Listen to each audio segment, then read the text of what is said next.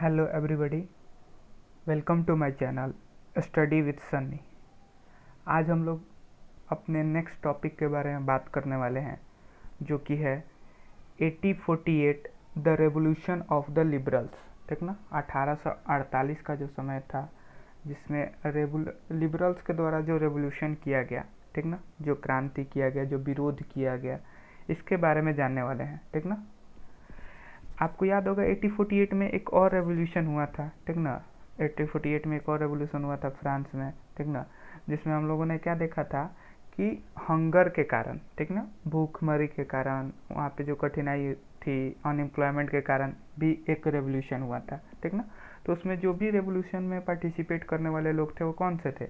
Lower class के लोग थे, यानी पीजेंट्स थे। ठीक ना, स्मॉल प्रोड्यूसर्स थे, ये सारे लोग थे। ठीक ना, उस रेवोल्यूशन में, उस क्रांति में। ठीक ना, यहाँ पे जो रेवोल्यूशन हम लोग देखेंगे लिबरल्स के द्वारा। लिबरल्स कौन थे? तो आपको याद होगा लिबरल्स आइडियोलॉजी। लिबरल्स क्या है? एक आइडियोलॉजी है जिसको कौन फॉलो करता था? मिडिल क्लास के लोग फॉलो करते थे। ठीक ना,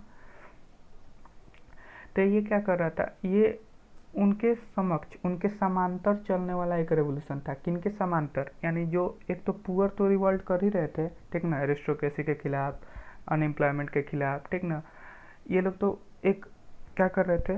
रेवोल्यूशन कर रहे थे, विद्रोह कर ही रहे थे। उनके साथ साथ क्या हो रहा था? ये इस बार क्या हो रहे थे? मिडिल क्लास के लोग भी क्या कर रहे थे?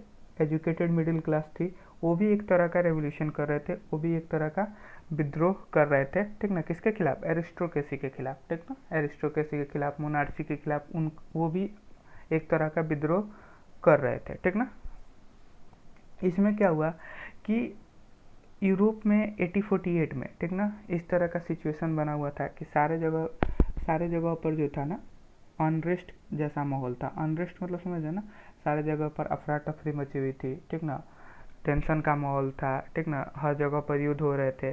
तो इस मौके का इन्होंने भी क्या किया? फ़ायदा उठा लिया। इस मौके का सोचा कि ये भी क्या करे, फ़ायदा उठा सकते हैं। ठीक ना, फ़ायदा उठा सकते हैं। किस तरीके से फ़ायदा उठा सकते हैं कि ये क्या करते थे उस समय? तो ये सब नेशन स्टेट में नहीं थे। जैसे कि आप देखे होंगे और भी पार्ट्स यूरोप के और भी भागों में, तो आप देखेंगे कि बहुत सारे जो कंट्री हैं जिसको जिसको आज हम कंट्री के रूप में जानते हैं, जैसे कि जर्मनी, इटली, पोलैंड। ठीक ना, ये सब उस समय कंट्री नहीं थे। तो इनका डिमांड ये था, ठीक ना, कि पहले हम क्या करें, अब इसको हम लोग नेशन स्टेट में कन्वर्ट कर लें। ठीक ना, मतलब अपने कंट्री को नेशन स्टेट बना ले। ठीक ना, इस चीज़ के लिए लोग डिमांड कर रहे थे। और इनकी मांग क्या थी? इनकी मांग थी कॉन्स्टिट्यूशनलिज्म की। ठीक ना, संविधानवाद की मांग थी, जिसमें ये लोग क्या कर रहे थे? किस चीज़ की बात कर रहे थे? राष्ट्रीय एकता की बात कर रहे थे। मतलब जैसे कि आपको पता होगा, जैसे जर्मनी को ही ले ले, तो जर्मनी अलग अलग भागों में बटा हुआ था। ठीक ना, अलग अलग एम्पायर में बटा हुआ था, अलग अलग बड़े एम्पायर, छोटे एम्पायर में बटा हुआ था।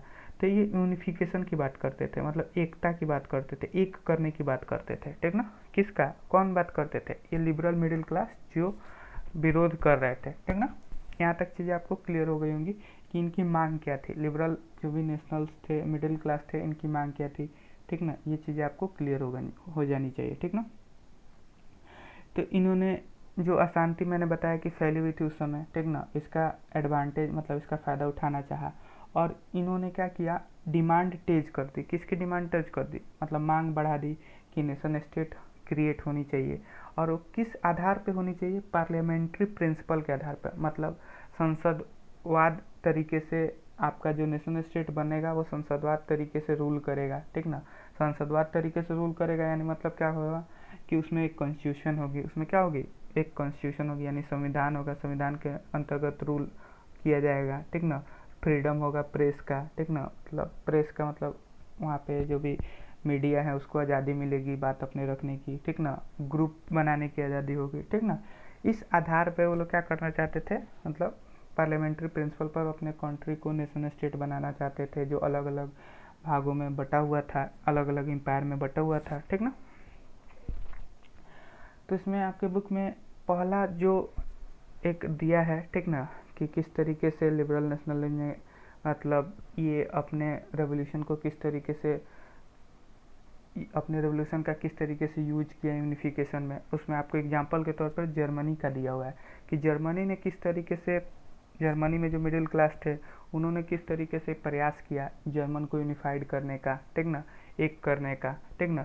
जर्मनी जिसको उस समय प्रूसिया के तौर पे जाना जाता था, प्रूसिया अलग अलग एम्पायर, बहुत बड़ा एम्पायर था जिसका एक भाग मतलब अलग अलग भागों में बटा हुआ था। तो इसको एक करने के लिए उन्होंने क्या किया, यहाँ पे उन्होंने विद्रोह किया, ठीक ना। इन्होंने क्या किया, रिवॉल्ट किया, ठीक ना। तो रिवॉल्ट हम लोग देखेंगे किस तरीके से हुआ, ठीक ना। तो ये पहला तरीका था या पहला स्टेप्स था, ठीक ना, जर्मनी को यूनिफाई करने का, यानी प्रूसिया को एक करने का, ठीक ना, जर्मन को नेशन स्टेट बनाने का। तो इसमें देखिए क्या हुआ कि इसमें जो मिडिल क्लास के लोग थे वो अलग अलग पॉलिटिकल ग्रुप बनाए हुए थे, ठीक ना। बहुत सारे पॉलिटिकल ग्रुप्स थे उस समय। मिडिल क्लास में कौन कौन से इसमें लोग थे, प्रोफेशनल्स जो थे, बिजनेसमैन, प्रोस्पेरस आर्टिशंस, ये लोग सब लोग क्या हुए, फ्रैंकफर्ट की सिटिंग में, मतलब फ्रैंकफर्ट मतलब क्या है, एक शहर है, ठीक ना। वहाँ पे सब लोग इकट्ठा होते हैं, सब लोग क्या होते हैं बाबू, इकट्ठा होते हैं। जो भी मिडिल क्लास होते हैं जर्मन रीजन के, वो इकट्ठा होते हैं, ठीक ना।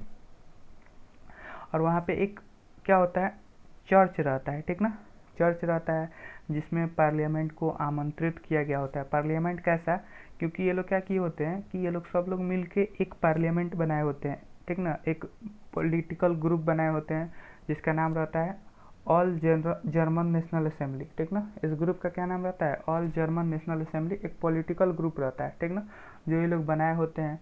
तो इन लोग को आमंत्रित किया जाता है राजा के द्वारा फ्रैंकफर्ट शहर के सेंट पॉल चर्च में, ठीक ना, इनको आमंत्रित किया जाता है 18 मई 1848, ठीक ना।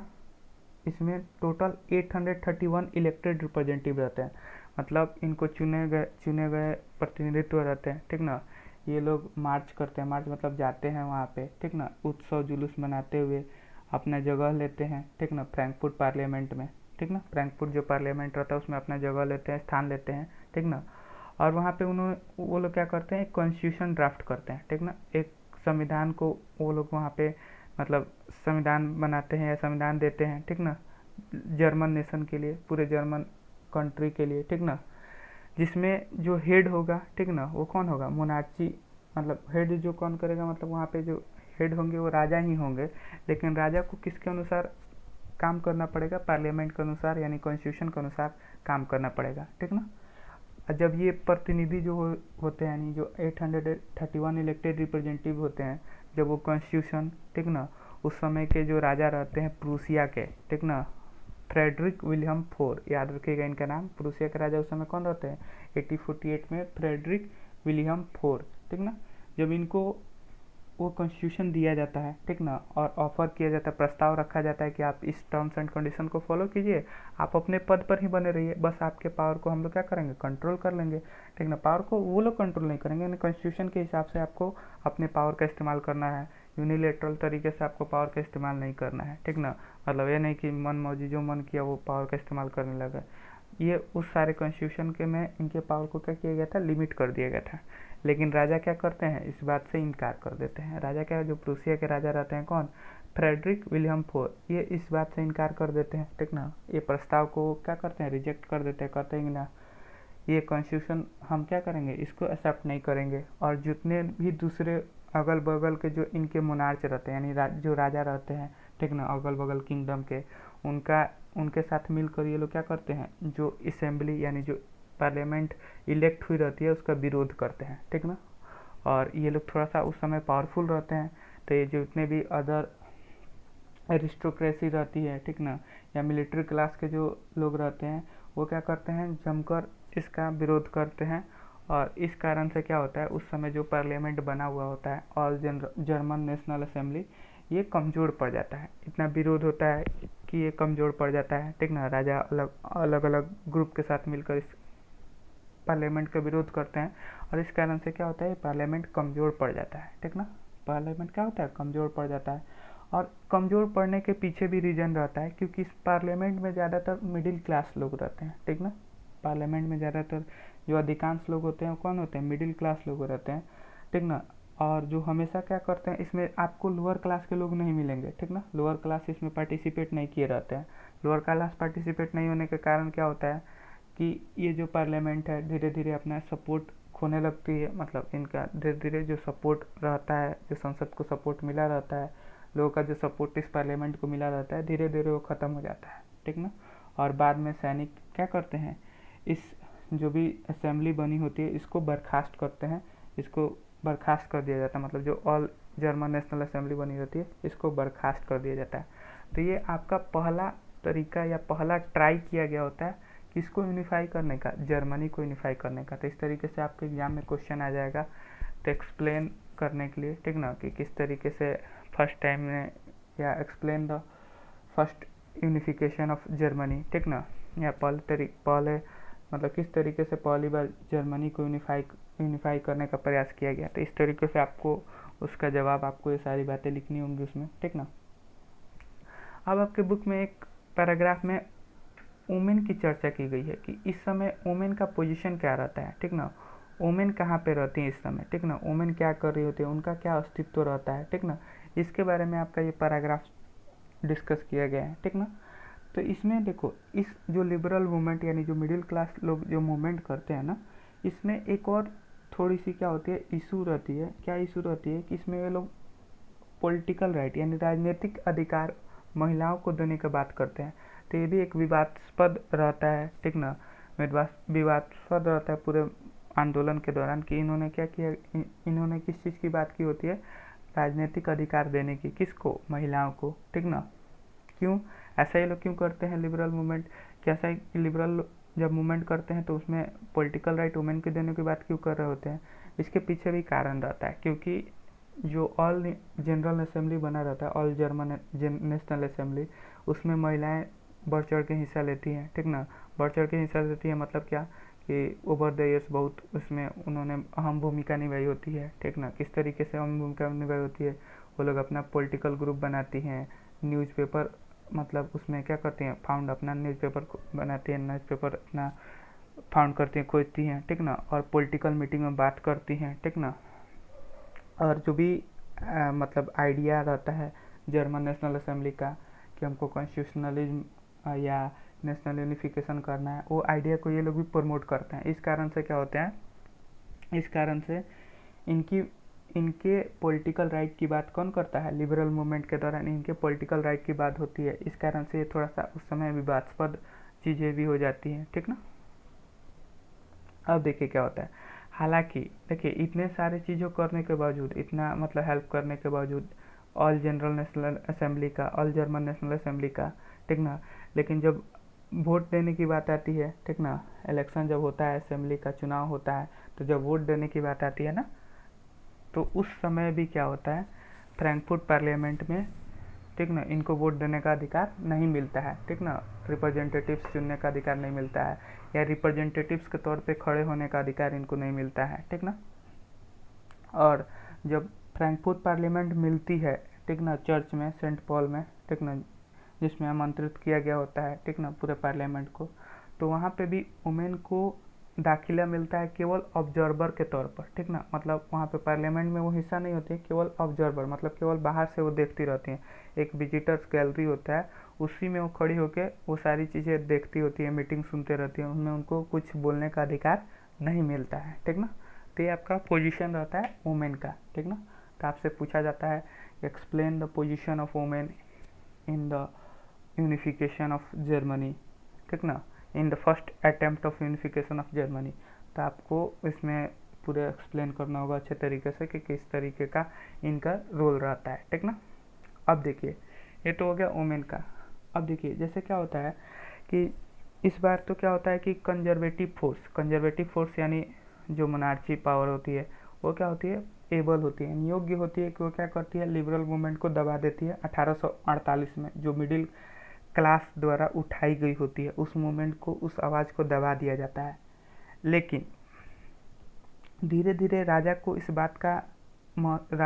भी इस बात को महसूस करते हैं कि पहले की तरह हम क्या कर सकते हैं, ठीक ना, पहले जो ऑर्डर था, पहले जिस तरीके से मोनार्ची फॉलो की जाती थी, पहले जिस तरीके से मतलब सारा सिस्टम वो लोग करते थे, जो जिस तरीके का मन हो उस तरीके से वो लोग क्या करते थे, नियम बनाते थे, अब उस तरीके से तो चलने वाला है नहीं। तो वो क्या करते हैं, वो सोचते हैं कि अब हमको क्या करना चाहिए, धीरे धीरे इसमें कुछ ना कुछ छूट देनी चाहिए, कुछ कंसेशन देनी चाहिए, ठीक ना, कंसेशन देनी चाहिए, ठीक ना। कंसेशन देंगे तभी क्या होगा, थोड़ा सा क्या होगा, हमको मतलब लोगों के मन में हमारे प्रति रिस्पेक्ट की भावना आएगी, या हम हमारे प्रति थोड़ा सा लोगों को महसूस होगा कि हम भी लिबरल होते जा रहे हैं, धीरे धीरे लिबरल आइडियोलॉजी को फॉलो करते जा रहे हैं, तो वो छूट देने का प्रयास करते हैं, ठीक ना। और इससे और उनको इस बात का भी डर रहता है कि जैसे फ्रांस में हुआ था, एक ही बाइक क्या किया गया, फ्रांस में एक बाइक ही क्या कर दिया गया, लुइस 16 को हटा दिया गया, ठीक ना। उनके साथ बहुत सारा मतलब परेशानी उनको फेस करना पड़ा, तो इनको इस बात का डर भी रहता है, इसलिए वो धीरे धीरे छूट देना भी शुरू करते हैं। जैसे कि वो लोग क्या करते हैं, सर्फडम और बॉन्डेड लेबर, बंधुआ मजदूर, ठीक ना, सर्फडम, ये बता भी दिए सर्फडम क्या होता है, ठीक ना। इन सबको वो लोग क्या करते हैं, धीरे धीरे एबोलिश कर देते हैं, ख़त्म कर देते हैं अपने अपने एरिया में, ठीक ना। हैब्सबर्ग जो रूलर्स होते हैं, यानी हैब्सबर्ग जो एम्पायर होते हैं, वो लोग क्या करते हैं, ऑटोनॉमी मतलब स्वतंत्रता दे देते हैं, पावर दे देते हैं हंगरियंस को, हंगरी जो रीजन होता है उसको पावर दे देते हैं 1867 में। मतलब वो धीरे धीरे जहाँ जो भी राजा होते हैं वो धीरे धीरे चाहते हैं कि हम क्या करें, ज़्यादा पावर को शेयर करने का काम करें, ठीक ना। इससे क्या होगा कि जो भी आवाज़ उठेगी, ठीक ना, जो भी रेवोल्यूशंस होंगे वो ग्रेजुअली उसमें धीरे धीरे हमारा क्या होगा, चेंजिंग आएगा, ठीक ना। तो इस तरीके से वो लोग अपना प्रयास करते हैं कि हम लोग क्या हो, ज़्यादा लिबरल हो जाए, क्योंकि उनको भी डर रहता है कि जिस तरीके से फ्रांस में हो उस तरीके से हमारे एम्पायर में ना हो जाए। यहाँ तक आपको चीज़ें क्लियर हो गई होंगी। अब हम लोग पढ़ेंगे नेक्स्ट चैप्टर में यूनिफिकेशन। यूनिफिकेशन मतलब किस तरीके से एक किया जाता है, एक मतलब जैसे कि अलग अलग पार्टों में बटा होता है ना, अलग अलग एम्पायर में बटा होता है, अलग अलग रीजन, जैसे जर्मनी का तो प्रूसिया एम्पायर होता है, अलग अलग भागों में बटा रहता है, तो सबको एक किस तरीके से किया जाता है, यूनिफिकेशन किस तरीके से किया जाता है, जर्मनी का, इटली का, ब्रिटेन का, उसको हम लोग अलग अलग टॉपिक में पढ़ने वाले हैं। तो अभी जो नेक्स्ट वीडियो रहेगा उसमें हम लोग पढ़ेंगे यूनिफिकेशन ऑफ जर्मनी, किस तरीके से जर्मनी को एक किया जाता है, किस तरीके से उन लोग को यूनाइटेड किया जाता है, इसके बारे में हम लोग नेक्स्ट क्लास में देखेंगे। उम्मीद करता हूँ कि आपको सारी चीज़ें समझ में आए होंगे। मिलेंगे नेक्स्ट क्लास में, तब तक के लिए ओके बाय।